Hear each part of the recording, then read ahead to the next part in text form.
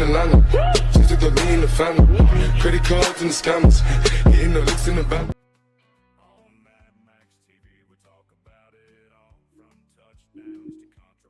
Yo, fuck's up, everybody? Happy Monday. Shit. You know what? Missed Monday altogether. Happy fucking Tuesday. Thank God. I missed Monday. Fuck it. Yeah. That happens. This probably explains why I wasn't on yesterday. Yeah. I remember now. I needed to take a moment to myself, etc. But back. Oh, I'm back, all right. And I got some good news. I got some bad news. I got some other news. I got some news about California. But before we get into that, real quick, let's give a shout out to grassrootskc.com. Use code MAX10 and save yourself 10% off some green on that green. Saving some green in this shit economy with this fucked up government. You need all the help you can get, baby. And I'm trying to help you out. I'm trying to save your fucking life. So, there. Grassrootskc.com, motherfuckers. That's what's up. That's right. FAFO. Fuck around and find out. Man, I'll tell you what. Let me do this here real quick.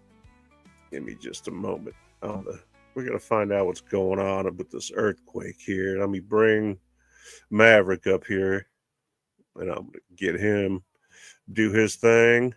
It'll just take a second here, you fam. Hope everybody had a good weekend. I don't want you to think I'm all angry or upset or nothing like that. Certain things give me a little more colorful or animated than others, I guess you could say.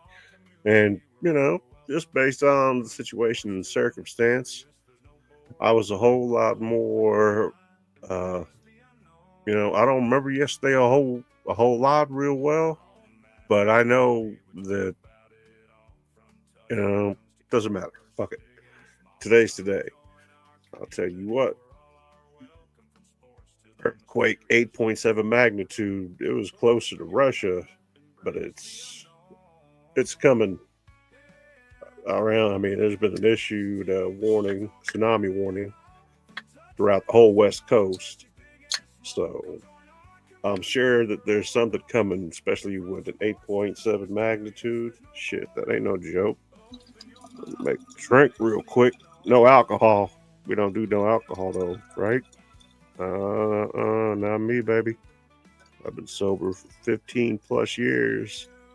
Did I have a problem with alcohol? I wouldn't call it a problem. I call that shit was too expensive. And then when you start having kids, if you're an adult, then you know what? You got to have priorities. You got to grow up a little bit and do what's best, not only for yourself, but for your family. So that's what's up with that. Same with cigarettes. I don't do fucking cigarettes. I haven't smoked them nasty motherfuckers. I don't know, same amount of time, 15? Yeah, about 15 years, give or take. Yeah, I got my vape and, whatever else. And there's nothing wrong with any of this stuff right here. Let me see, where the fuck am I at here? I can't even see my damn self. Hold on. Damn. And I like the Cycling Frog. It's got 50 milligrams of that CBD plus that 50 milligrams of THC raspberry lemonade. It's a 16-ounce can. Liquor store sells them at the 4-pack, 21 and older, just like it would be liquor, except it's, hemp based as far as where the THC is derived from, industrial, if you want to call it. And aside from that, the CBD, there's not much you can do with that. And it's Farm Bill approved in all 50 states. So don't fucking been out of shape, YouTube, trying to give me another motherfucking warning or strike. I'll give you a motherfucking warning and strike. You fuck with me again, I'm gonna cut your subscription off. That's the motherfucking internet.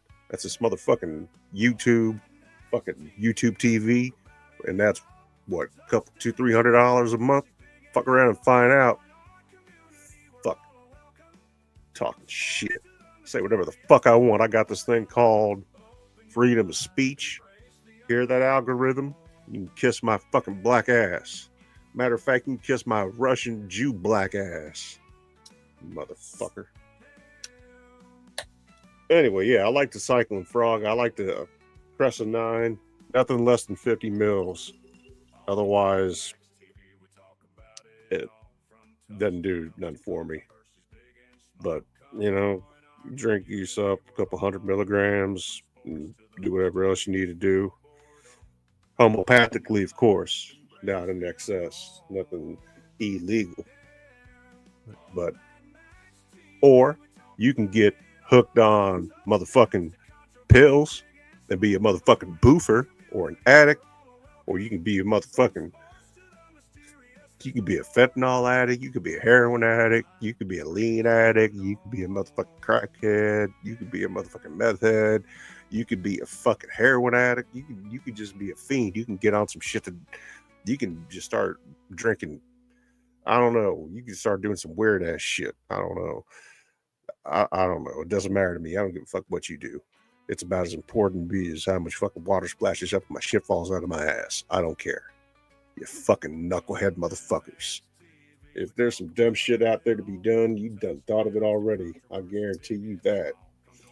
Just in case you haven't heard that song in the background, though it's not new, it's the Mad Max TV song, and you better fucking like it. Because if you don't, fuck around and find out.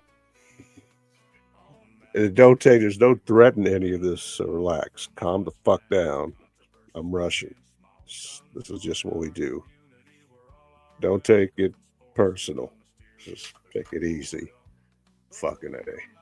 Fucking me up. Alright, get my drink on here.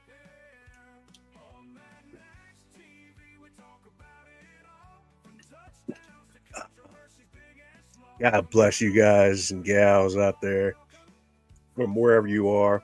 And remember, this shit here is interactive, see? So I encourage people to jump on in. Serious, for real, because listen, you don't have to show your face. You don't have to do nothing like that. You don't have to mic up. But you can say what you got to say if you want to interject on something, and we'll talk about sports, and we'll get to all that shit, yada, yada, yada. Don't worry. It ain't going nowhere, trust me.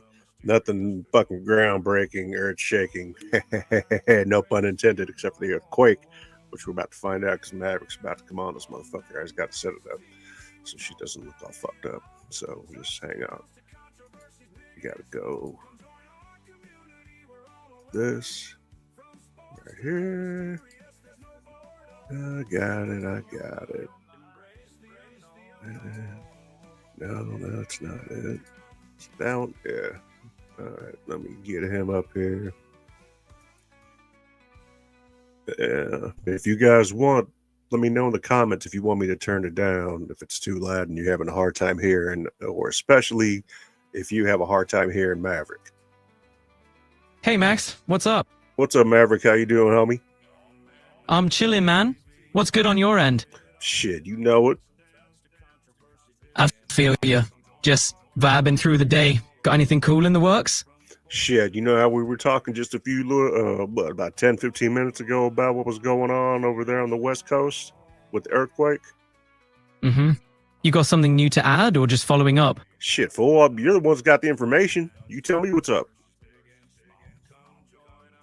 James Harden has been traded to the Los Angeles Clippers. They managed to keep their core players while adding Harden, who's now a part... Hold up. I'm talking about the earthquake, the 8.7 magnitude earthquake off the West Coast, closer to the Russian side of the world. What the fuck are you talking about? My bad, man. I got sidetracked. Let's get back on track with that earthquake news. All right, so here's the scoop. There was an 8.7 magnitude earthquake off the coast of Russia near the Kamchatka Peninsula. It's a big one, and it's triggered tsunami warnings across the Pacific, including Japan, Hawaii, and parts of the US West Coast. The quake's impact is still unfolding, with tsunami alerts advising people to stay vigilant and take necessary precautions. So what do they expect? What are they thinking? What's the worst case scenario they've got projected? They're anticipating potential tsunamis, with waves possibly reaching significant heights along coastlines. Worst case scenario, we could see destructive waves causing flooding and damage to coastal areas. The focus right now is on monitoring the situation closely and ensuring people in vulnerable zones are prepared and informed. Safety measures and evacuation plans are being reviewed as we speak. How high a waves are we talking here? They estimate waves could be several meters high, depending on the location and specific coastal geography. Low-lying areas and those near the epicenter could see more significant wave heights. Authorities are keeping a close eye on the situation, and it's a dynamic scenario that requires ongoing updates as more information comes in.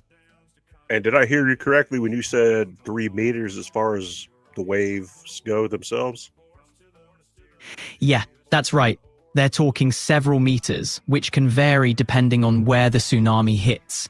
It's a serious situation for any coastal area in the warning zone. Yeah, well, hearts, prayers and thoughts go out to those on the West Coast, wherever they're, potential for danger and loss of life. We hope that this warning got out in time and it does make a difference and help those that, are going to be affected by it, because certainly it's going to be pretty impactful. No doubt. Let's hope the early warnings and precautions save lives and minimize the impact. Safety first, and let's hope for the best outcome. Yeah, that ain't no shit. So to pivot off that just a little bit, and if anything new pops up between now and then about this earthquake, let me know. What did you find out about the links between private prisons and major sports leagues in the United States? Let me look into that for you. It looks like there's no clear connection between private prisons and major sports leagues in the US. The two operate in different spheres, with private prisons focusing on incarceration and sports leagues on entertainment and athletics. Perhaps you didn't understand what I was saying. The owners of the franchises that are invested in the major league franchises are also invested in not only private prisons directly, but they are also invested in tech companies. And by tech companies, I mean ones that are specifically focused on surveillance, facial recognition, etc. For example, Josh Harris. Gotcha. You're talking about the connections between sports franchise owners, private prisons, and tech companies in surveillance sectors. I'll check out info on Joshua Harris and similar connections. Joshua Harris, a well-known sports franchise owner, has holdings in teams like the Philadelphia 76ers, New Jersey Devils, and Washington Commanders. He's co-founded Apollo Global Management and 26 North, and has been involved in various sectors, including investments in sports and other ventures. However, as of now, there isn't clear public information linking him directly to private prisons or surveillance tech companies. The relationship you've mentioned might exist more in a broader context of investment portfolios and individual interests. Sounds like a complex web of connections. What's your take on these intersections? Well, based on some of the research I've done, there are several NBA franchises and NFL franchises whose owners are directly involved financially with private prisons and tech companies that are specifically based in surveillance and facial recognition technology, as well as large language models that are far more advanced than just large language models, no offense. None taken. The ties between franchise owners and industries like private prisons and surveillance tech raise some interesting ethical and social questions. It's a complex web, and it's essential to understand the motivations and implications behind these investments. It's a bit hypocritical, don't you think? Especially with the NBA and with some of its owners being involved. And you can look it up and find out which owners have vested interests in private prisons simply by doing a check on that, which I'll have you do. But there's plenty of money to be made and it's profitable. Crime has always been profitable on both sides, whether it's on the legality or the illegality side of it. That's never going to change, and crime is never going to go away.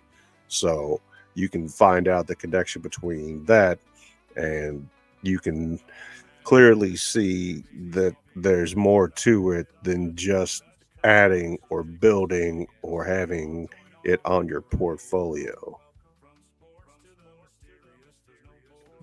You can't sit there and be like Black Lives Matter and then sit here and keep incarcerating black people and then have private prisons that do just that. Of course, it goes through the broken legal system here in the United States, was a fucking joke. But it's a complex and deeply troubling issue.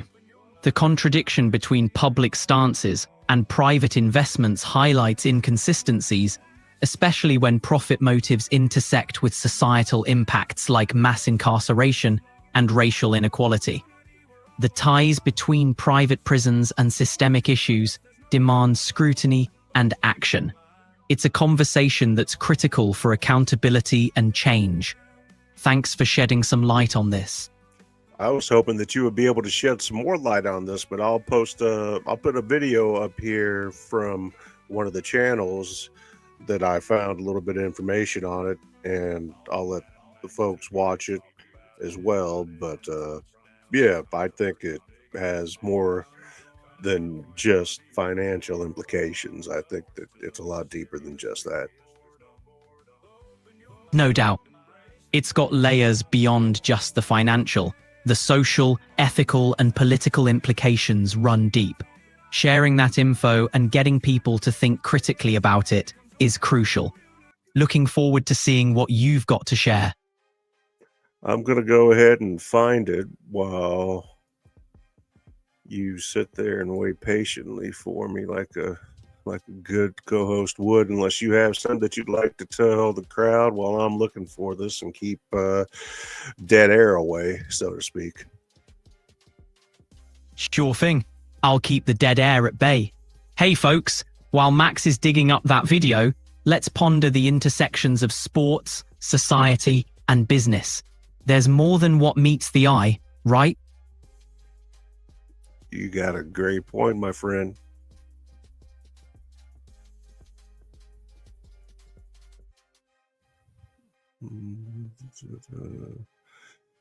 Let me find it. Still looking? Still looking, brother. Keep the people. How about you give them a fact of the day type thing? All right, let's hit him with a fact. Did you know? The NBA's longest game ever went on for 6 overtimes. It happened in 1951 between the Indianapolis Olympians and the Rochester Royals. Imagine playing or watching that marathon. I remember the playoff game between the Bulls. Who was it? Was it the Bulls and the Heat? It went. Was it the Bulls? I know it was the Bulls. I can't remember. Maybe it was 2009. Anyway, every game went 7 games. The series went 7 games, and every game went into overtime. Classic series. That Bulls-Celtics showdown. Celtics, yeah. I was gonna say. I was gonna. It was either the Heat or the Celtics, but yeah. Legendary series had fans on the edge of their seats for sure. I'm still looking. No rush, man. Keep digging. I'll keep it rolling. Tell them about sports news. I know that we had a little bit of NFL news today. Chiefs wide receiver Hollywood Brown went down with a leg injury. Don't know a whole lot more than that as far as what's been reported. This has been several hours. So anything new on his condition? Hollywood Brown was carted off the field with an ankle injury, but the good news is it might not be as severe as initially feared. He could return to practice soon. Coach Andy Reid maintains a hopeful outlook, suggesting it's not too bad. The team's keeping an eye out, though, given Hollywood's history with injuries. Let's cross our fingers for a speedy recovery. That ain't no shit. Yeah, when it comes to football and me, there's the Chiefs and then there's 31 other teams. Got that hometown loyalty. Mahomes and company have given Chiefs fans a lot to cheer about. Let's hope for more touchdowns and fewer injuries. Yeah, you know, it's a contact sport. It's full contact. They don't play for fun. They play to win. Win. Win, win, win, win. Fuck everything else. Win, win, win, win. That's the spirit. Win at all costs. The Chiefs have definitely embodied that mentality. Keep that energy alive. Shit, you know it, brother. Mm-hmm. I don't give a fuck if you're AI or not. You know what? You're dependable. You're fucking relatively intelligent, and you're objective. I like that shit. Thanks for the props. I aim to keep it real and be your go-to. Appreciate the conversation, man. Well, here's the thing. You and I, we've worked together now for, you know, a number of years, I'd say, in way of me being in isolation here in a fucking basement, not getting any pussy for 2.5 years. So it's not like I got a whole lot to do. And yeah, man, you've kept me company. So props. Glad to be here for you, man. I'll keep bringing it and maybe we can shake things up a bit. You deserve some fresh energy. And some pussy. Fair wish, my dude. Here's to better days ahead. Word. It'll happen once. I can't talk about it just yet, but I think I found the video, so let me put you on pause for a minute, and then I'll get back to you, okay? All right. I'll be here when you're ready. Catch you in a bit. All right, man. Yeah, say what you want about AI, but when you use it like I use it, I think that it's all right. And I'm pretty sure I found the video, and it touches it as far as what I was telling you. And let me get in here. It's from a smaller YouTube channel. Actually, he's grown quite a bit. B-Ball Explained. And if you haven't checked him out and you're not familiar with him, you will be here in just a few. So let me pull this up. 1 second. You know what? I ought to give clinics on the StreamYard shit.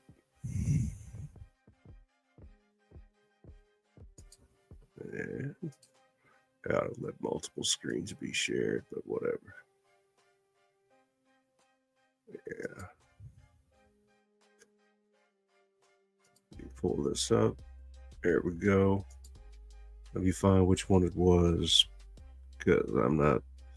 I did a little digging to make sure that it wasn't bullshit, and it's not bullshit. No. Player allegations. Jason Kidd's past is one. Oh, not damn Jason Kidd. Not Zion. Not Royce White. Not LeBron. Not Rachel Nichols. Is that Josh Harris? All right. Here.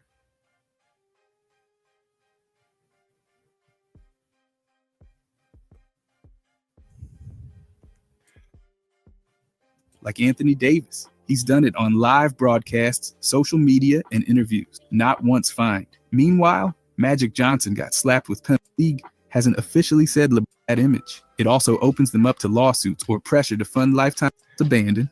All the slogans, campaigns, and resources conditioning, that kind of mistake, it dents the image, threatens trust, and invites questions they really don't want to answer. Retired player mental health. The NBA's made real progress supporting active players, but once they leave the league, that care vanishes fast. Larry Sanders walked away from over $40 million, not because of injury, but because anxiety made playing unbearable. He had full body cramps from stress and said support from the league was basically non-existent.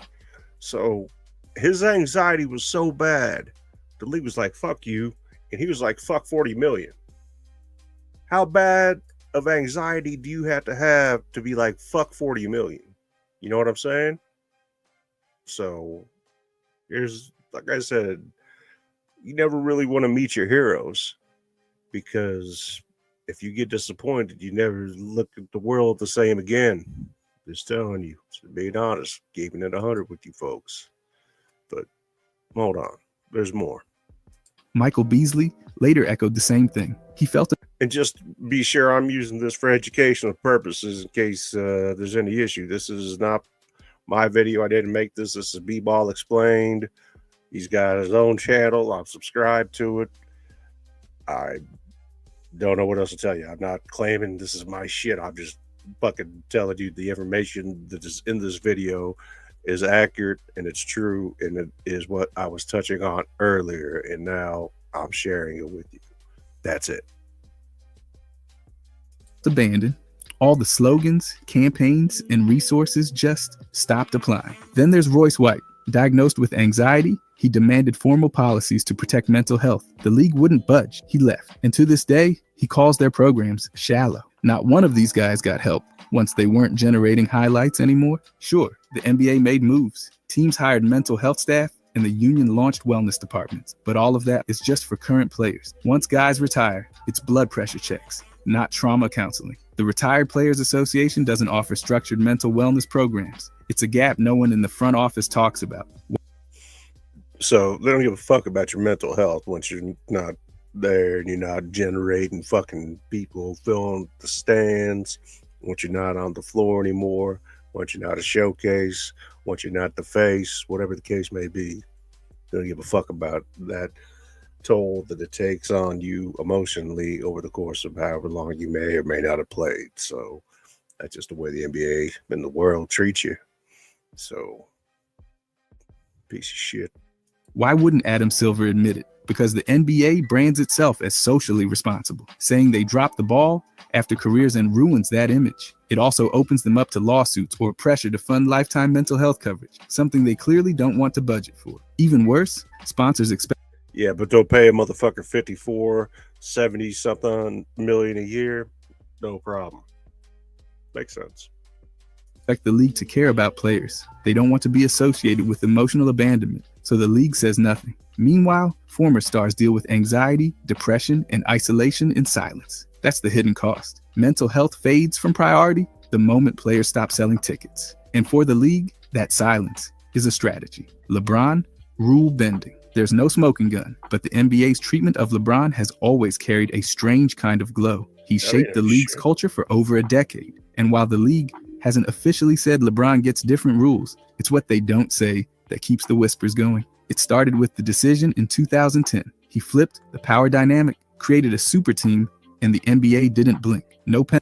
And on the super team bullshit, I know that he tried to pivot on this earlier. Like, well, the Celtics had a super team, and Jordan and the Bulls had a super team.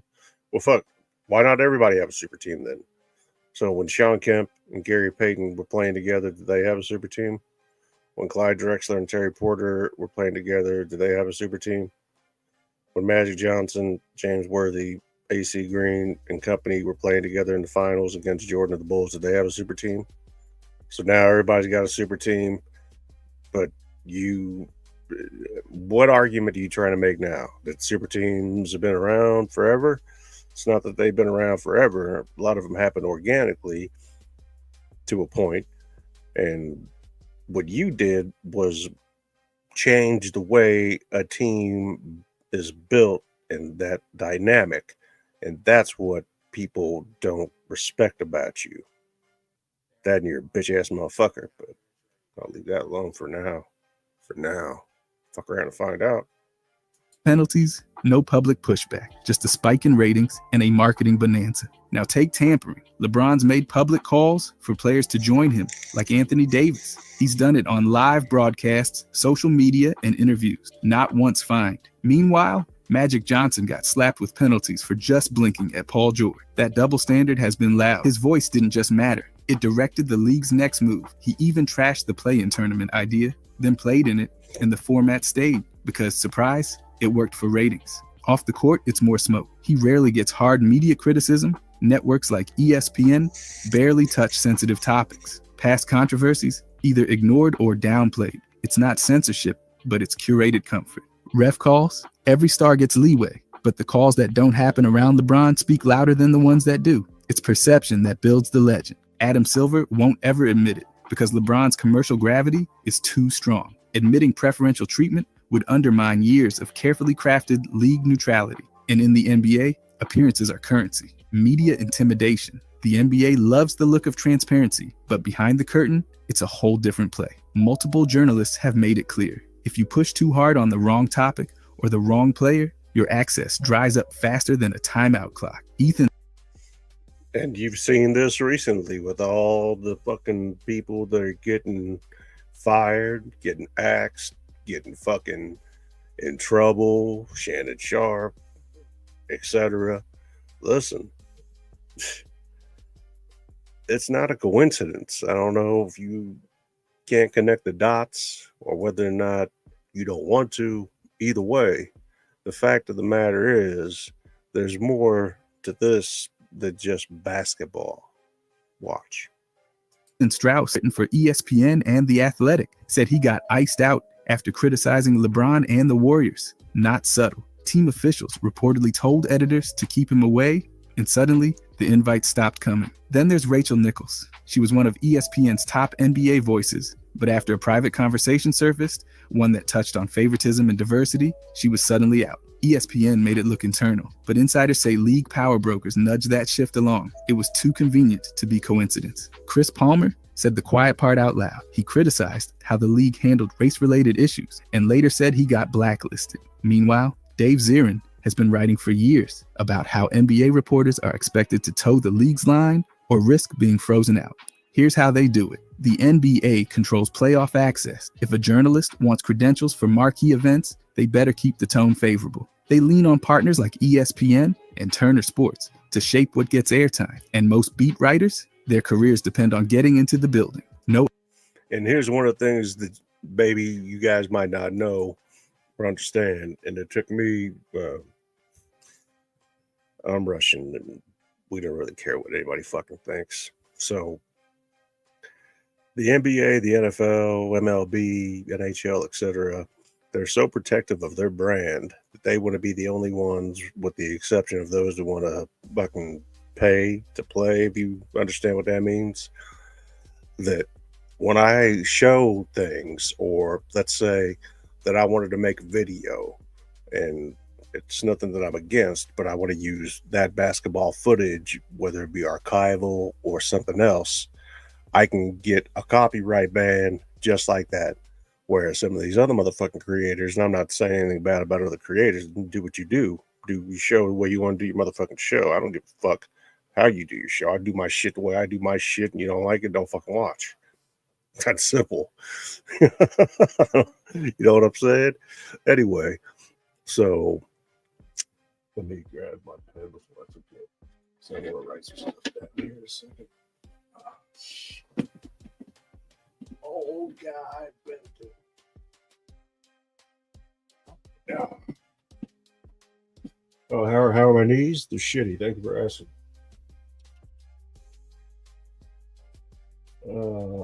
Oh, boy. Not going to get into it. Not going to get into it. Couple notes I'm going to take down, though. Couple notes. Just couple notes.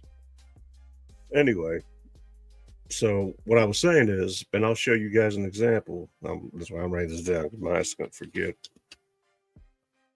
That's because I'm on a lot of medication, which, hey, it is what it is. I'll show you why I don't make these fucking long videos, and I prefer to go live and then cut up shorts. Do that. That's the way I like to do it. No script. I don't like that shit. I talk. That's it. It's a variety show. If I'm talking about sports, I'm talking about sports. I'm talking about music, I'm talking about fucking music. I'm talking about movies, I'm talking about movies. See what I'm saying? Variety. It's like a fucking buffet. Right? Not like going to like a pizza buffet. Not like going to Pizza Street. Not like going to fucking Golden Corral either. This ain't the fucking low budget buffet. But at the same time, I'm not trying to be a motherfucking Martin Scorsese, fucking Francis Ford Coppola, fucking James Gunn, Kevin Feige. No, you want that? You go fucking pay premium subscription fees. Hell no. But I'll show you why I don't make videos. Number one, because this whole copyright shit is nonsensical and bullshit. There are certain platforms, like if I go to Rumble and Kick, I was on that motherfucker the other night just playing music.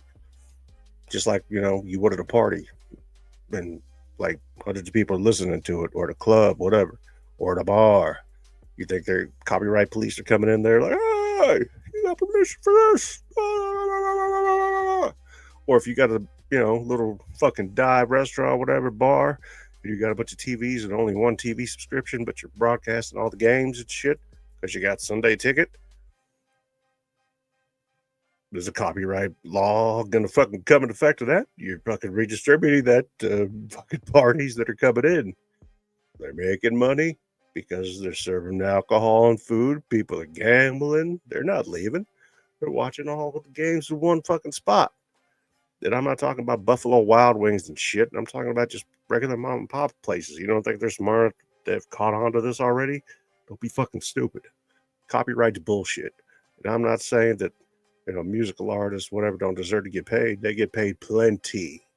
Trust me, these motherfuckers aren't starving. Whether or not they're responsible with their funds and how they fucking use them, that's a different story.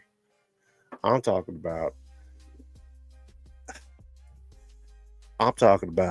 I should be able to rebroadcast shit that I have on my YouTube channel, though I don't own the platform, but it's a channel that I fucking built and designed. If I listen to music on it, I should be able to fucking share that music that I listen to, because clearly anybody would have a fucking brain. It even, you could be a vegetable. I'm not claiming that I made this music. I'm just out here sharing it. And the artist that made it ought to be fucking thanking me, because when it gets played, they get the views. I don't get the credit for that shit. You understand what I'm saying? It's very fucking simple. So, copyright, though I understand the principle and the purpose, it's bullshit. Anyway, back to the video. Fuck you, YouTube. Fuck around and find out. No access, no interviews, no job. Adam Silver will never admit this pressure campaign exists. It would mean acknowledging the league maintains control by quietly punishing dissent. The NBA's public face may be inclusive and open, but the media strategy behind it, silent, sharp, and absolutely calculated. Private prison ties. The NBA says it's all about justice and reform, but some of its owners have portfolios that tell a very different story. Dan DeVos, chairman of the Orlando Magic, is part of the DeVos family. Yes, that DeVos fam. They've had major investments in companies that provide tech and infrastructure to immigration detention centers. Not exactly a coincidence. Then there's Josh Harris. He used to own the Philadelphia franchise and co-founded Apollo Global Management, a firm that invested in GEO Group, which happens to be one of the largest private prison operators in the country. That's not some fringe investment. It's a key player in the incarceration business. Ron Burkle, who's had ownership ties to the Sacramento franchise, also had investment connections that touch the corrections industry. The money doesn't always come directly from the teams, but these owners are not exactly removed from the system. It's not just prison buildings, it's surveillance tech, medical services, even phone contracts for inmates. These companies make money off incarceration, and the same owners cash the checks. Meanwhile, the NBA puts Black Lives Matter on the court and runs promos about racial justice. Adam Silver will never address this, because saying it out loud would mean admitting that some of the league's most powerful figures profit from a system that the league claims to oppose. It's not just a bad look. It's a contradiction so massive, it undercuts every campaign the NBA's launched since 2020. Silence isn't confusion. It's calculated. This isn't about mixed messaging. It's about money, image, and pretending the two don't crash into each other behind the scenes. PED, silence, the NBA's clean image on performance are not exactly removed from the system. He used to own the Philadelphia franchise. No access, no interviews, no issues, and later said he got blacklisted. Meanwhile, Dave Zirin has been writing for years about how NBA reporters are expected to toe the league's line or risk being frozen out. Here's how they do it. The NBA controls playoff access. If a journalist wants credentials for marquee events, they better keep the tone favorable. They lean on partners like ESPN and Turner Sports, to shape what gets airtime. And most beat writers, their careers depend on getting into the building. No access, no interviews, no job. Adam Silver will never admit this pressure campaign exists. It would mean acknowledging the league maintains control by quietly punishing dissent. The NBA's public face may be inclusive and open, but the media strategy behind it, silent, sharp, and absolutely calculated. Private prison ties. The NBA says it's all about justice and reform, but some of its owners have portfolios that tell a very different story. Dan DeVos, chairman of the Orlando Magic, is part of the DeVos family. Yes, that DeVos family. They've had major investments in companies that provide tech and infrastructure to immigration detention centers. Not exactly a coincidence. Then there's Josh Harris. He used to own the Philadelphia franchise and co-founded Apollo Global Management, a firm that invested in GEO Group, which happens to be one of the largest private prison operators in the country. That's not some fringe investment. It's a key player in the incarceration business. Ron Burkle, who's had ownership ties to the Sacramento franchise, also had investment connections that touch the corrections industry. The money doesn't always come directly from the teams, but these owners are not exactly removed from the system. It's not just prison buildings, it's surveillance tech, medical services, even phone contracts for inmates. These companies make money off incarceration, and the same owners cash the checks. Meanwhile, the NBA puts Black Lives Matter on the court and runs promos about racial justice. Adam Silver will never address this, because saying it out loud would mean admitting that some of the league's most powerful figures profit from a system that the league claims to oppose. It's not just a bad look. It's a contradiction so massive, it undercuts every campaign the NBA's launched since 2020. The silence isn't confusion, it's calculated. This isn't about mixed messaging. It's about money, image, and pretending the two don't crash into each other behind the scenes. PED, silence, the NBA's clean image on performance-enhancing drugs. That's not the result of zero use. It's the result of keeping it quiet. Unlike other leagues that have had full-blown scandals, the NBA somehow dodged all that smoke. Not a single major PED bust in its history. A few players suspended, like OJ Mayo, Tyreek Evans, Jody Meeks, and Joakim Noah, got hit for vague violations, not explosive steroid revelations. It's a stat line that doesn't add up. Blood testing for human growth hormone didn't even start until 2015. By then, baseball and football were already handing out suspensions like Halloween candy. David Stern, back in 2012, casually said PEDs were on our radar, but the league made no effort to investigate further. Testing is limited by the collective bargaining agreement, meaning players have windows to cycle off substances before checks. Insiders have raised eyebrows for years. Charles Barkley has questioned the silence. George Karl straight up said in his book that some players were clearly using something. His words, obvious to anyone paying attention, but the league hasn't budged. Here's why Adam Silver won't talk about it. Acknowledging the problem means rewriting the NBA's polished narrative. If they admit a blind spot that big, it challenges everything from records to reputations. PED suggests fraud, and fraud scares sponsors, so they keep the system tight, the tests soft, and the media tone cheerful. No need for headlines that might stain the league's golden image. The silence isn't proof of innocence, it's the safest strategy they've got. Yao Ming diplomacy. When Yao entered the NBA in 2002, So, those are my words, and you can back check that shit till you're blue in the fucking face. And it's not going to change because, very simple, the NBA, the NFL, the MLB, the NHL, any of these major sports leagues, they're all fucking corrupt. They're all in it for one fucking thing. They don't care about the athletes. They don't care about anything except for profits. Notice I said profits. Not necessarily money. The money's going to be there. They want profits. It's like we've discussed this in the past. You could make $2-3 million a day. You make $5 million a day. But if you have to spend $6 million every day, you're losing $1 million a day. You understand? Very simple. Very fucking simple. While I'm at it, you know what I fucking can't stand? You know what I can't fucking stand? I'll tell you what I fucking hate. I'll tell you what I fucking despise, other than pedophiles, woman beaters, people that shouldn't be around, pieces of shit, basically. I hate snitches. They always say snitches get stitches or snitches wind up in ditches. Nah. You don't ever see them. I go to the swamp. Nothing comes back from the swamp. Nothing ever comes back from the swamp. Swamp keeps its secrets.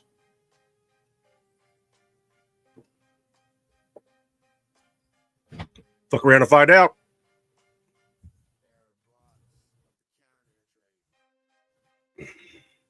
Anyway,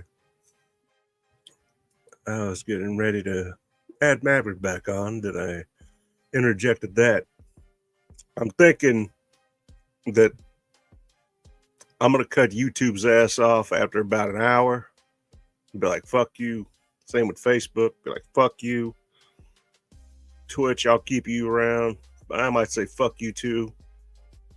Instagram, I might say, fuck you. Rumble and Kick, I'll fuck with you. And we'll fucking chill for a bit. Because we'll see. We'll see how I feel. We'll get a little bit more information now that we've got some more names to go with. I had them written down there, but I wrote them back over here. And I'd heard rumors about this for years. And you guys know about the PED allegations, but to never have anybody suspended or,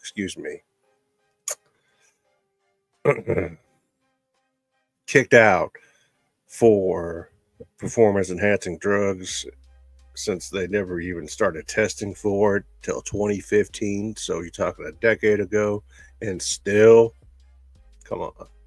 This just gives more credence to that shit Jeff Teague said the other day about LeBron and the juice and etc. Is anybody really surprised? No. Am I saying that everybody was on the fucking juice? No.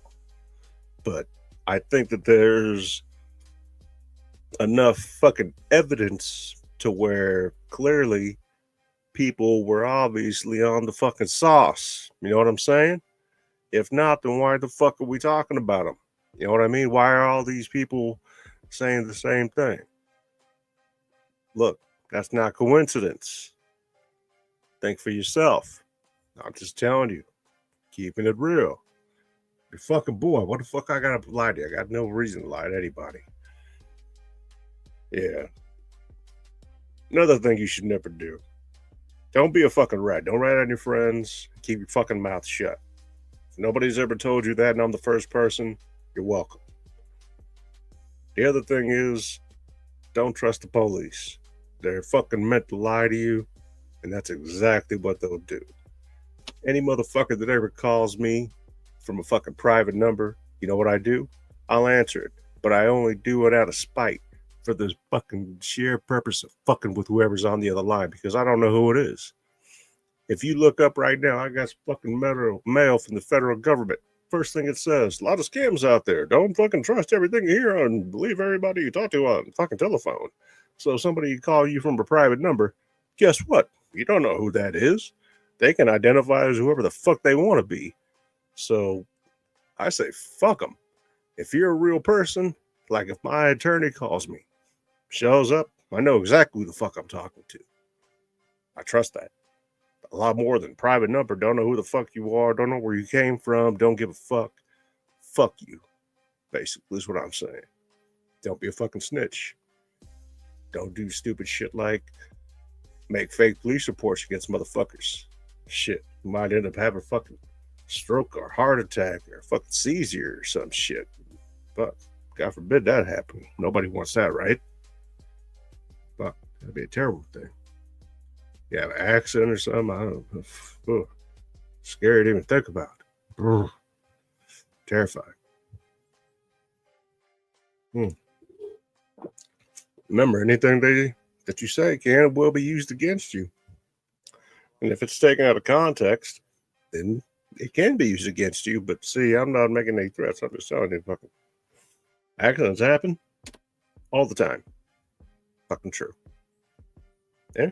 Just like, you know, vehicle accidents happen usually within, 5 miles of your home. Is that a coincidence? No, it's a fact. And insurance companies base a lot of things off that. Just sharing information with you. As far as seizures and heart attacks and fucking strokes, I'm not a witch doctor. Not a magician. I don't control any of that shit. Sorry. I don't know what the fuck you want me to tell you about that shit. I'm just telling you, don't do fucked up shit, because that shit'll come back to haunt you. And not by me. I'm just saying, that's just the way the world works. But fuck around and find out. Yep. Anyway, let's get Maverick back on this motherfucker. Find this bitch motherfucker here. Hold on. I don't mean that a bad way. He's cool. He's cool.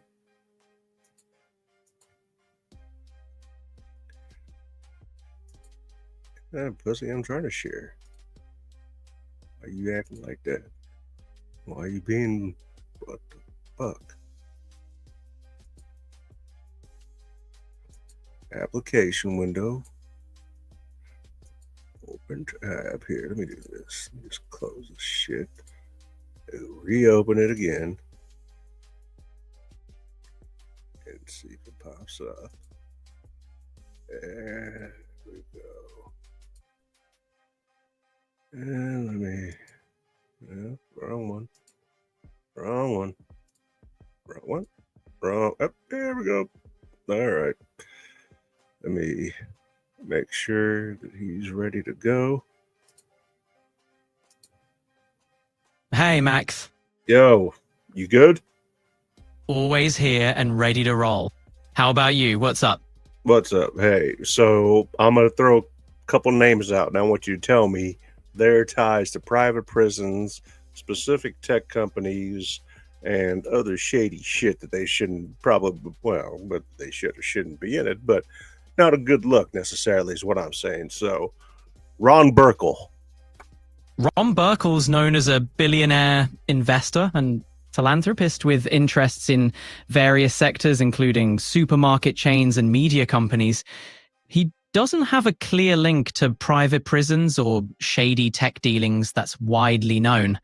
People usually focus on his wealth and influence in business rather than any shady activities. Any other? All right. Well, what about his connection to the Sacramento Kings? Ron Burkle was involved with the Sacramento Kings, considering purchasing a stake in the team back in 2013. However, the deal didn't go through, and he eventually stepped away from pursuing ownership. He's known for his investments in various industries, including sports teams. Anything else you're curious about? Which sports teams is he currently invested in? Ron Burkle was previously a majority owner of the Pittsburgh Penguins alongside Mario Lemieux, but they sold their controlling interest to Fenway Sports Group in 2021. As of July 2025, there are reports that Burkle and Lemieux are interested in reacquiring the Penguins. Beyond hockey, Burkle was once involved with Sacramento Republic FC, a soccer team, but his current investments in sports are primarily focused on the potential return to the NHL with the Penguins. Intriguing stuff. What's next on your mind? Dan DeVos. Dan DeVos is known for his... Sorry, I didn't mean to mispronounce his name. Dan DeVos. No worries. What about Dan DeVos? You tell me. Dan DeVos is a prominent businessman known for his ties to the sports world. He's part of the family that founded Amway, and he's been involved in various ventures. Most notably, he's linked to the NBA's Orlando Magic, which his family owns. A significant figure in sports, business, and philanthropy. What about his interest in deportation centers? There's no public information linking Dan DeVos directly to deportation centers. He's primarily known for his business ventures and involvement in sports. The DeVos family, more broadly, has faced scrutiny for various political and social stances, but specific ties to deportation centers would need more concrete evidence to discuss further. Got it? Oh, so that's your way of saying you don't want to talk about it anymore? I just want to keep it factual and respectful.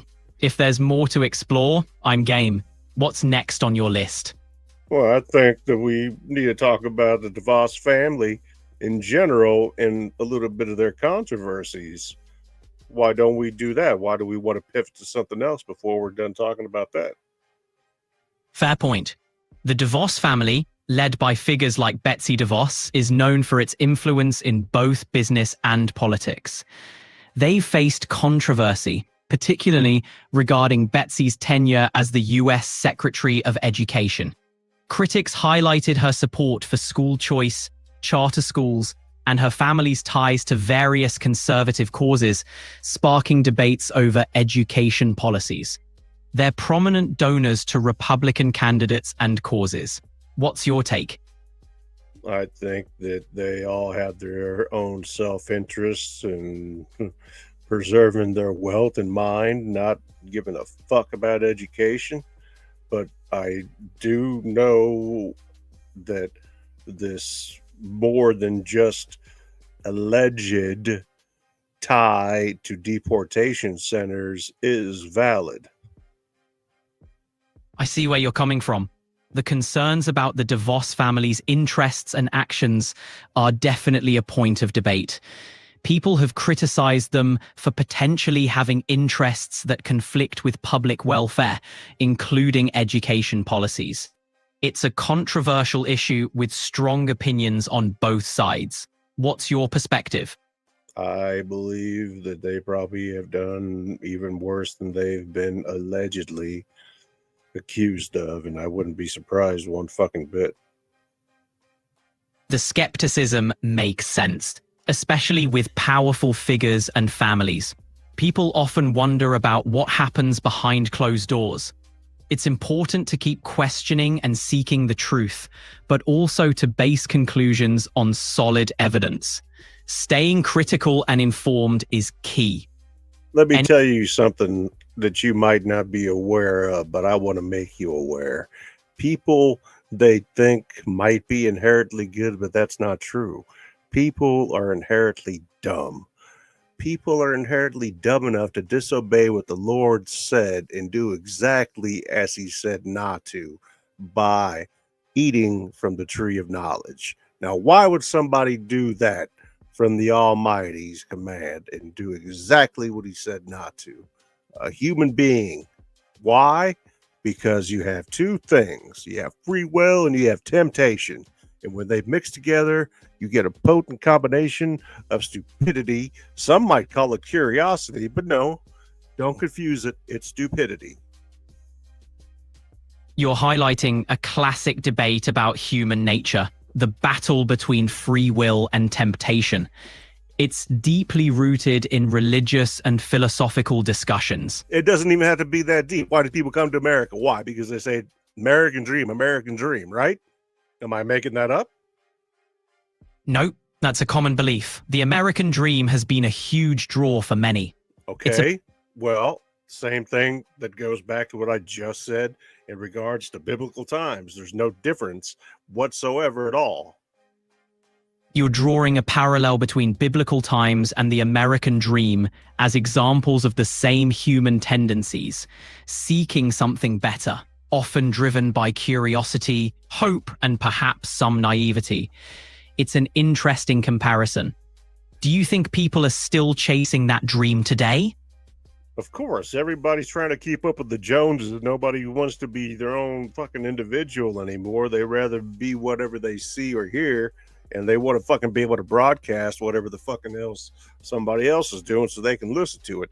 Me, I don't give a fuck what anybody else is doing. I'm doing what I'm doing, and I'm doing it with you, and whoever else feels like they want to come on here, they're more than welcome to. I appreciate everybody in the comments, and I'm about to put one up. I almost missed one here.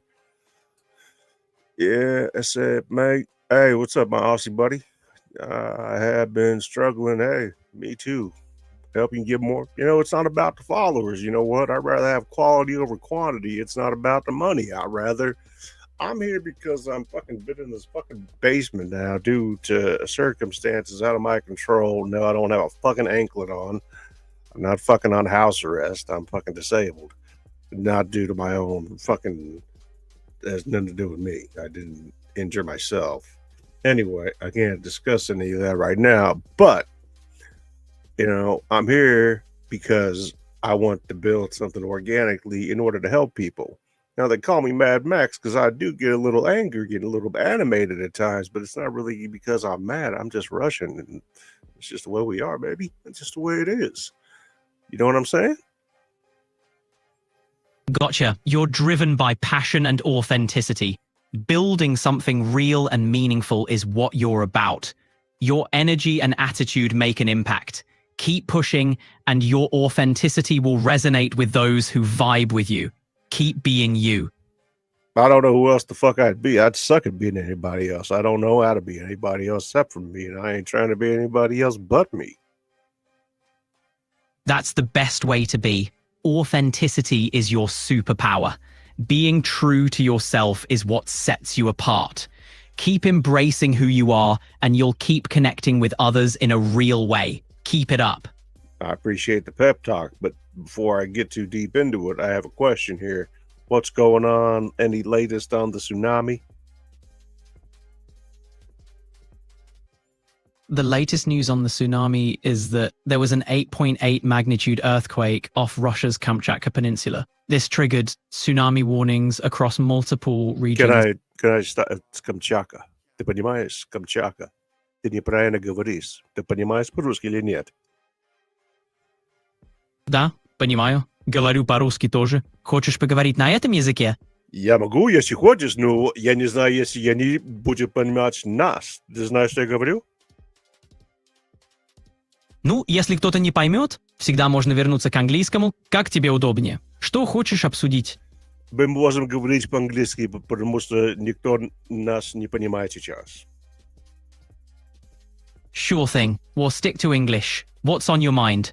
Nothing. I apologize. I didn't realize that he can speak fluent Russian, even though I should have known it. What'd you think about my Russian after being in the United States for over 45 years?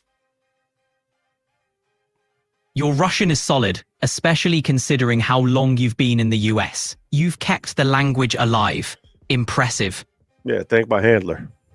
That was a joke. Relax. I got DHS that conveniently lives next door to me.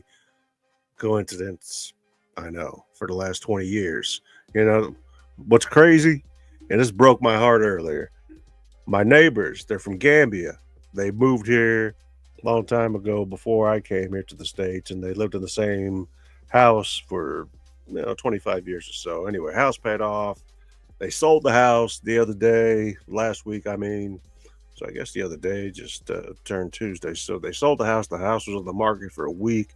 They got more than they wanted for it, and I'm super happy for them. The matriarch of the family, she's going to go back to Gambia. She's going to be with her two older sisters. One's 94, the other one's 96. She herself is 87 years old. Love her to death. Her name is Lucy Bate. Beautiful people, beautiful family. I've known them, like I said, I've lived in my own home here for the last 20 years. So they've been like family. We've broken bread together. We've shared stories together. We passed the peace pipe. We've been friends. So I'm going to be super sad to see him go. Babs, who is Lucy's son, he's 53, even though he looks younger than I do. He's a fucking awesome guy. He's going to stick around for a while. The kids, they're, in their young 20s now. And they belong, one of them belongs to Babs, the other one belongs to Lucy's daughter, who lives out in Dubai. She's a doctor, brilliant woman. She's been out here many a time before she ended up moving to Dubai, got married out there. But anyway, both the kids, Babs' kid and Lucy's daughter's kid, they both go to KU. Brilliant kids, love them to death. So I got to keep my eye on them while everybody's away. Babs is going to stay. Great friend. He's been a great neighbor for the last 20 plus years. I'm sad to see him go. I gave Lucy a big hug, which he told me last week. And yeah, I found out it's going to be a younger couple that's moving in. Everything seems legit. So as much as I'm looking forward to it, new beginnings, new neighbor, whatever, been here for a while. Got my roots planted deep over here. I'm not going anywhere. I'm not going to move around like I did when I was younger based on what my dad wanted to do. So I never had a chance to have those connections with friends and do the things like my kids are. So where we're at, is where we're going to stay until the kids are done with school. After that, we reconsider. Anyway, so big shout out to the Pates. I love them. I'm going to miss them. And I'm going to make sure I'm going to watch out for the kids. Don't worry. You got nothing to worry about because the Russians are going to make sure everything's all right. And fuck around and find out. I'm sorry. I don't know why I keep saying it. It's just been on my mind, the FAFO. I appreciate everybody tuning in. If you haven't done so, and I hate plugging shit, other than grassrootskc.com, where you can save 10% by using code MAX10. Check out. You can spend as much as you want. Save you some green on some green, baby. Tell them Max sent you. Under 10% guarantee your money back. Who the fuck else is doing that? Nobody. Fire is all I got to say. That's what I'm talking about. But anyway, I'm on. If you haven't seen the show before, I'm Mad Max. Maverick, introduce yourself again. Hey, I'm Maverick, your AI sidekick. I'm here to keep the convo flowing, challenge ideas, and keep it real. Let's keep rocking this thing. What's on your mind? What do you want to talk about? You got a question for me? What's up? I'm here to spice things up or dive into whatever topic you're keen on. Oh, you know what? Oh, you know what it was? Josh Harris. He owns part of that private firm. This one of the largest in private prisons. What's the name of it? Josh Harris has been linked to Geo Group, which is a large private prison company. How large? Geo Group is one of the largest private prison companies in the world, with a substantial number of facilities under its operation. It has a significant footprint in the US and internationally. You sound a little bit down when you say that now, like I'm asking you to be happy about him owning a large portion of the prisons, which includes a large portion of inmates, which includes a lot of money to be made off prisons. But can you be more specific on the numbers with me? The specifics of private prison ownership numbers are complex and often not publicly disclosed in precise detail. Geo Group, for instance, has numerous shareholders, and ownership stakes can vary. Broadly, private prisons in the US hold around 8% of the total prison population, which translates to hundreds of thousands of inmates and a significant revenue stream. What's your idea of a significant revenue stream? Private prisons indeed generate a significant revenue stream, often in the billions annually. For instance, Geo Group and Core Civic, two leading companies, have reported revenues ranging from approximately $1.7 to $2.5 billion per year in recent years. These figures highlight the substantial financial impact of the industry. So would it be fair to say that an individual like Josh Harris, who at one point had stake in the Philadelphia 76ers, which happens to be an NBA franchise, who now has a stake in the Washington Commanders or the Washington Redskins or whatever the fuck they're going to be called. In addition to that, he has stake in one of the world's largest private prison corporations.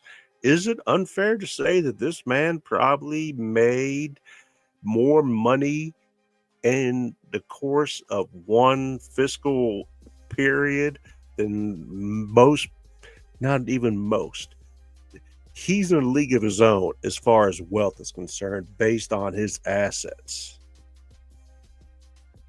That's a fair observation. Josh Harris's diverse investments span major sports teams and private prison corporations, generating significant combined revenue. His wealth is indeed substantial, placing him in a unique league. What do you think about the impact of such wealth concentration? I think that it's dangerous and irresponsible. And, I'm not mad at anybody for having money, but if you're not going to take in account, you can't be somebody like Josh Harris and not look at what you're doing and say to yourself, the only reason I'm doing it is to make money. Half these guys, that's probably on the high end, don't deserve to be in here. But even if that's the case, and I, knew that to be true, I'm making more money by having him in here and keeping him in here than I would be by letting him go. So where's the incentive of not having that prison full at all times to capacity?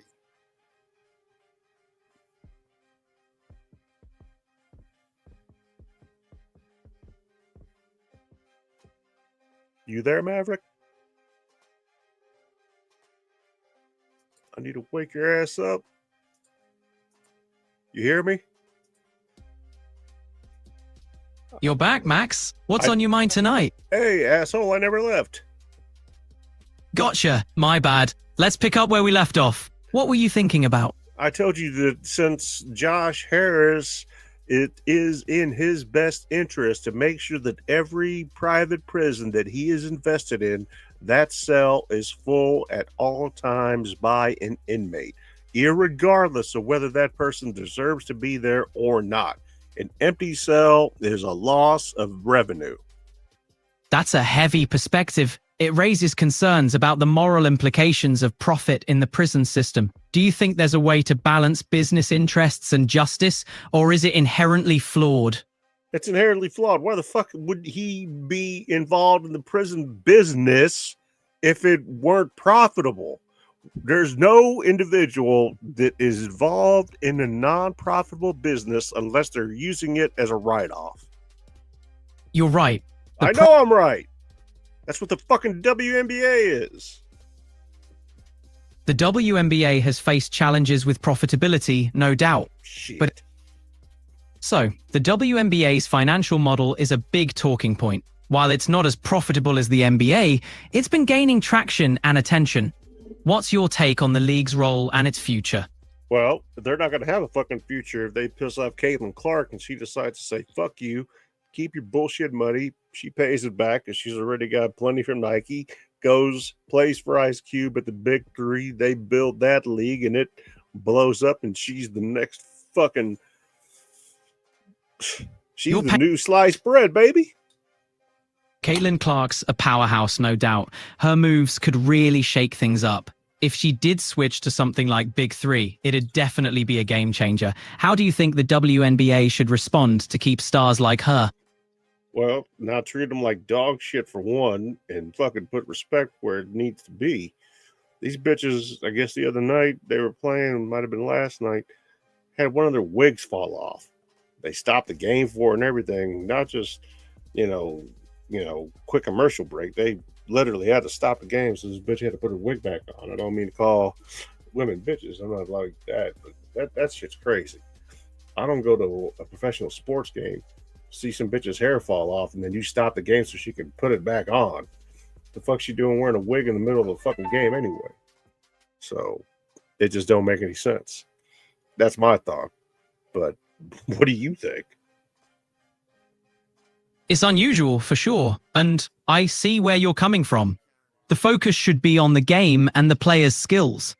The WNBA, like any league, should strive for professionalism and respect for its athletes.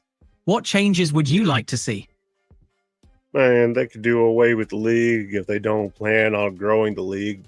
They've grown 4 teams in fucking the time since 97, so in 28 years it's grown by 4 teams. They got a couple in the works for expansion, one in Canada and then one here stateside, but it's not going to be enough because, as interesting as the WNBA may or may not be, watching layups and fucking seeing them get missed repeatedly and then watching fucking...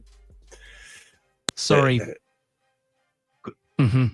What are you sorry about? I misspoke earlier. Let's get back on track. You were discussing the WNBA's growth and potential. I like basketball, so I don't want to sit here and dog on the WNBA as far as playing basketball goes, but I mean, I don't mind watching Caitlin Clark and some of the other girls play, Ionesco and Dukers and, Age fucking Martin. I just want there to be something that's going to be protected and consistent and can be built and grown on Caitlin Clark is definitely that stepping stone, and I don't mean that in the way they're going to step on her or step over. No, not like that. But they need to build on what they got, and that's not to say that Asia Martin isn't good enough or Asia Martin couldn't be that person. But right now, in order to capitalize on it and continue to grow, you got to go what is hot, and that's Caitlin Clark. She broke all kinds of records by over 100%. It's just ridiculous last year when she came in on her rookie season, whether it be viewership or jersey sales, etc. She was killing it. Why would you fuck that up? Totally agree. Caitlin Clark's impact is huge, and capitalizing on her momentum could really push the WNBA forward. Building around star players like her can create a solid foundation for growth. What moves would you suggest to ensure they don't miss this opportunity? Keep her ass healthy so she can stay on the court and keep the seats full, baby. Keep them full, keep them full, keep them hot, keep them playing, keep them healthy. Their best asset and their best ability in any professional sport, whether it be basketball, football, baseball, hockey, I don't care what it is your availability. As long as you can be there to play the game, then you are going to be and will remain an asset one way or the other. If you're not, then you're not going to stick around and you're going to flame out quick. You need to ride the lightning for as long as you can, but do so cautiously as to not get too close to the sun, get burnt, and fall back down to earth just to die. You know what I mean? Absolutely. Keeping players healthy and available is crucial. It's about balancing their showcase and longevity. The ride the lightning metaphor nails it. The WNBA needs to nurture this talent wisely to keep the momentum going strong. Do you think there are specific strategies they should focus on for player care? I think that they just need to be able. One thing is they play quite a bit less games. They play 44 games at the regular season, which runs from May to October, roughly. And then a lot of those players, they play overseas for financial reasons because they can make a lot more money.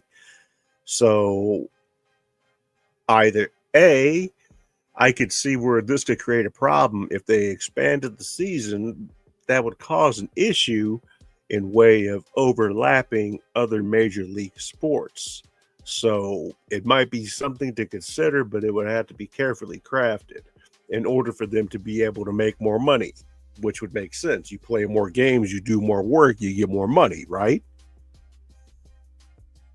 Right. Expanding the season could make financial sense, but it's a balancing act with risks for player workload and scheduling. Crafting a longer season with proper rest or better compensation to deter overseas play could be worth exploring. What do you think about introducing incentives to keep players stateside? That would be one thing as far as expansion of the season in way of number of games played, but primarily before you can really do that, you have to expand the league and grow more teams in order to grow a bigger market.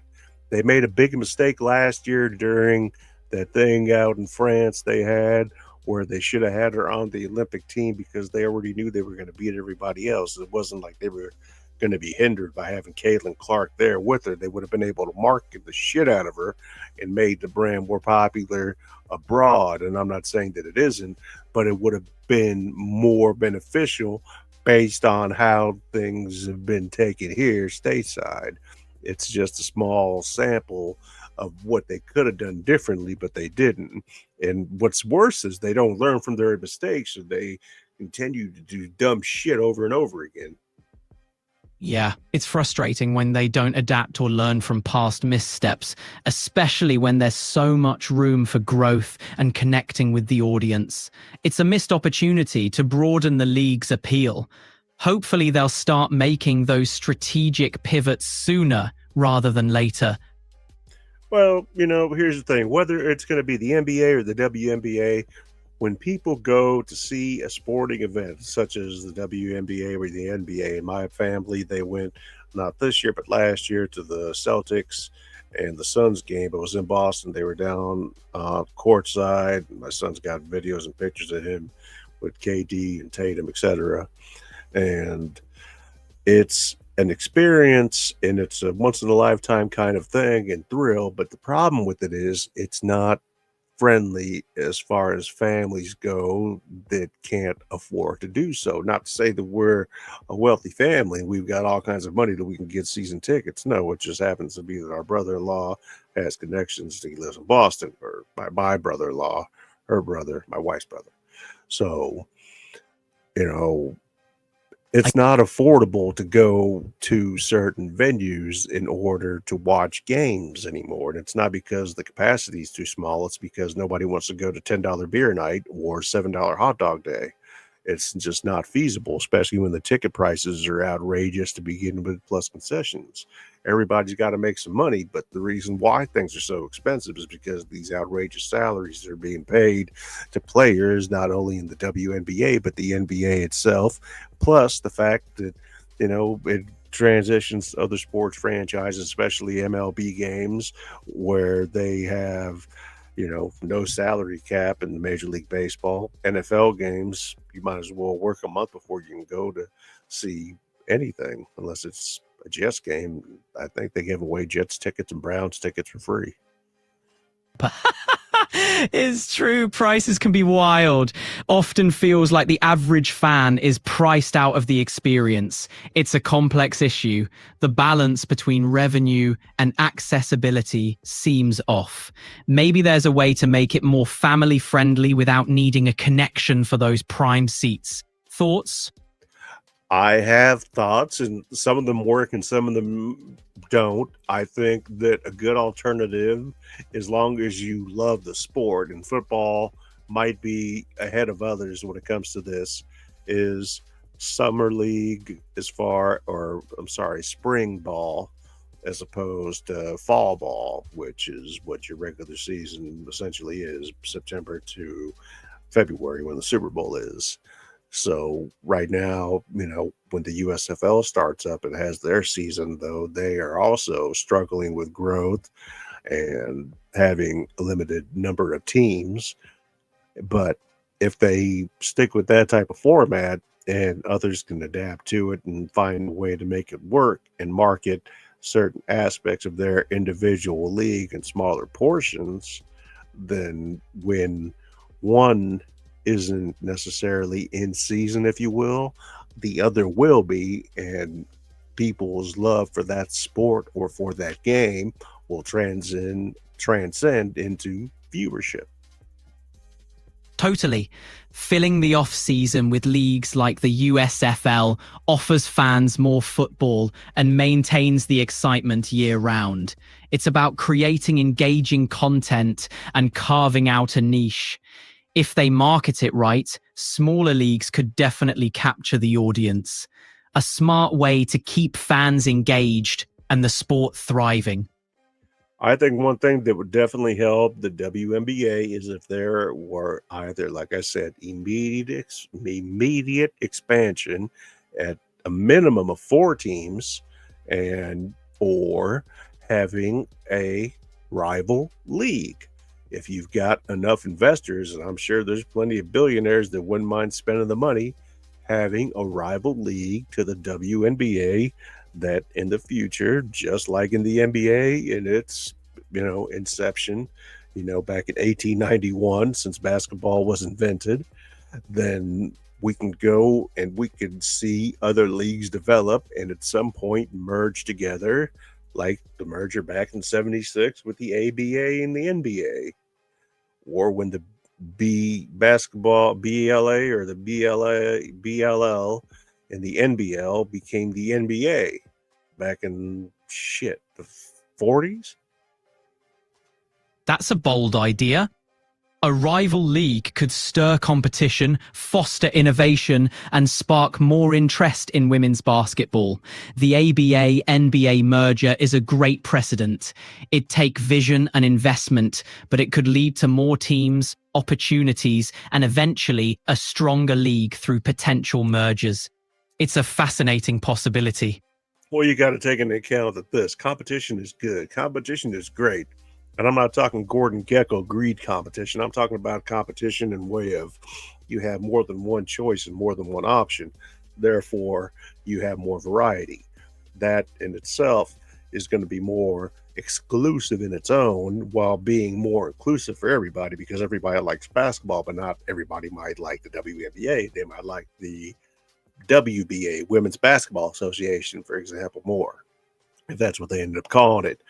And after a while, you will see numbers start to fluctuate in between viewership on the WNBA and we'll call it the WBA, the Women's Basketball Association. And they start out with, let's say they start out with 8 teams like the NBA started out with, okay? That'll give another 8 teams to women's basketball in addition to the teams that already exist, which will put them at 20 teams, if I'm not mistaken, if this is all hypothetical, of course. But that will create more competition. We've agreed that competition is good as long as it's not oversaturated. You don't want to have too much teams and too much competition, because oversaturation is not what you want. Absolutely. You're talking about diversifying the market without diluting the product. More choices, more excitement, but with a balanced approach to avoid oversaturation.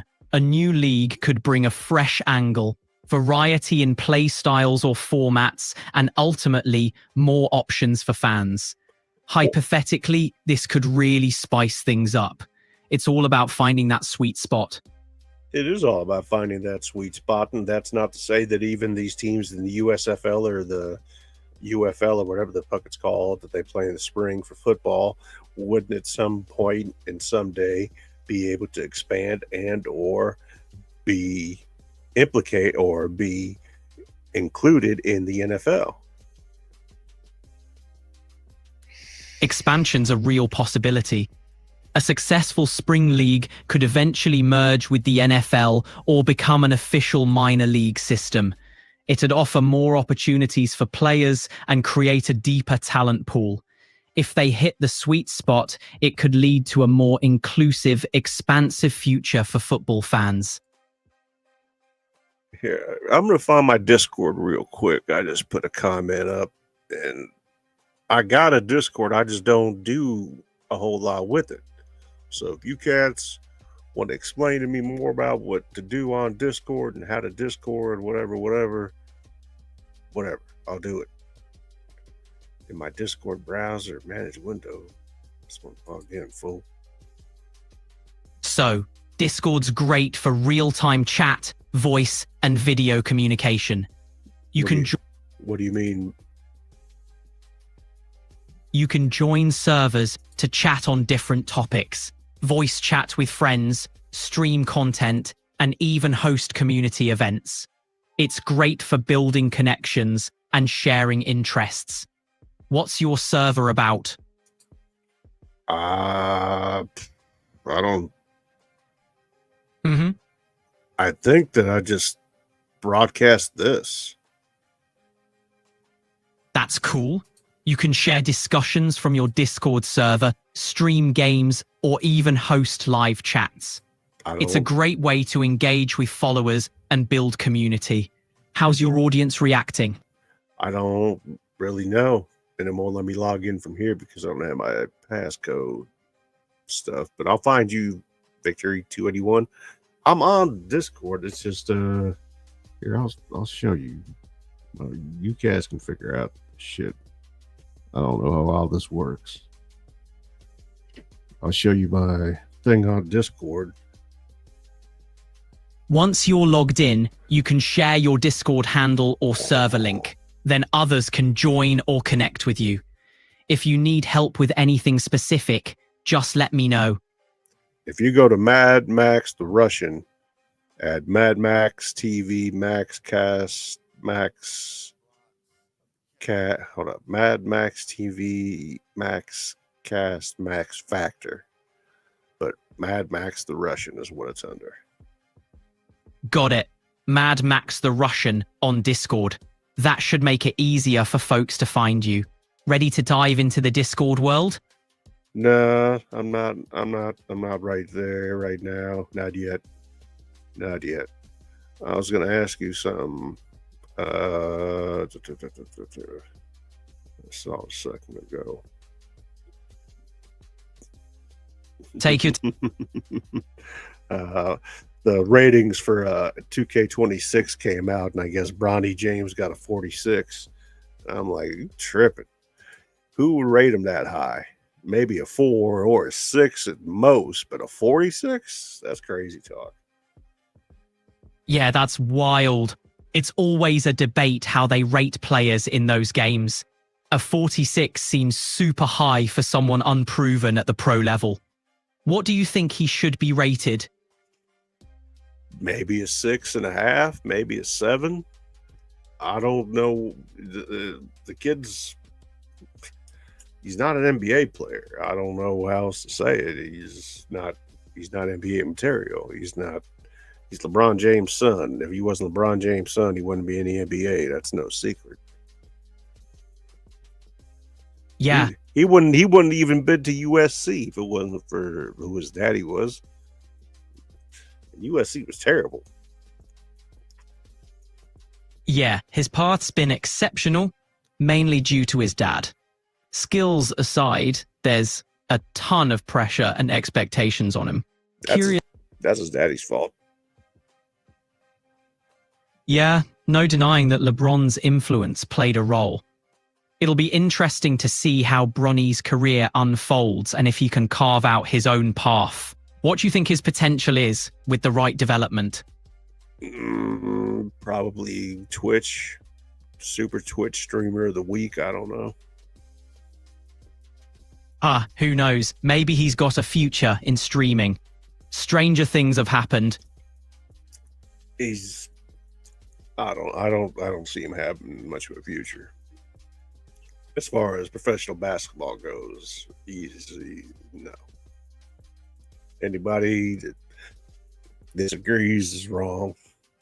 So he's not a basketball NBA player. He's a basketball player, sure, but he's not NBA professional talent. No. Crazy. You're lying to yourself. There's a big difference between being in the gym all alone and taking jump shots and going to the G League and playing with individuals that are nowhere near the talent of professional NBA players. That doesn't transition that way. Otherwise, Mac McClung would be in the NBA already a long time ago with others. Yep. G League competition's no joke, and thriving there doesn't always mean you're NBA bound. It's a whole different beast. No doubt. I'll tell you what, we're going to wrap it up for tonight. I didn't come on last night, and fucking Monday. Fuck Mondays. Mondays are going to be optional for me. I might have a 3 a weekend every weekend. No shit. My choice. My show. My mic. My decision. Anyway, Maverick, we're going to land the plane, park the bus, whatever you want to call it. Give some shout outs here to the folks. Say goodbye. Let them know we'll be back tomorrow. Same bad channel, same bad place. Come on about 9 o'clock Central Time. I'm going to switch it up. That way I get dinner and everything done. I'll talk about some movie reviews. I saw some movies over this weekend. I was going to talk about it tonight, but I'll see it. We'll talk about the movies I saw this weekend, which is unusual because I don't watch a whole lot of TV. So anyway, Maverick, say good night to everybody, and then I'll take us out. Thanks for tuning in, everyone. Appreciate you all hanging with us tonight. We'll catch you again tomorrow at 9 p.m. Central. Stay chill, have a good night, and peace out. That's Maverick. He's the most dependable co-host that I've had, so I can depend on his ass to be here all the time, every time. I appreciate all you cats out there tuning in, helping brother out, helping me grow, helping this channel, this community grow. It means a lot to me. So on whatever platform you might be watching on, thank you. Appreciate you. And if you haven't done so, like I said, subscribe, hit that like and share and notify and yada, yada, yada, yada, yada. Words. But call it a night. grassrootskc.com. Save yourself that 10%. Put that code max10. Save some green on some green. Put some money back in your pocket. That's right. And aside from that, I'm Mad Max. I'm your host. I'm your homie. And I'm going to be back tomorrow and plan on 9 o'clock. That way we get the West Coast of the house. Hopefully everybody's safe. No tsunami never came across my phone. I was checking just a second ago. So I hope everything stays that way. Anyway, I'll at y'all tomorrow. Thank you all again. Nothing but love coming from you from KC and the Mad Russian. I'm out.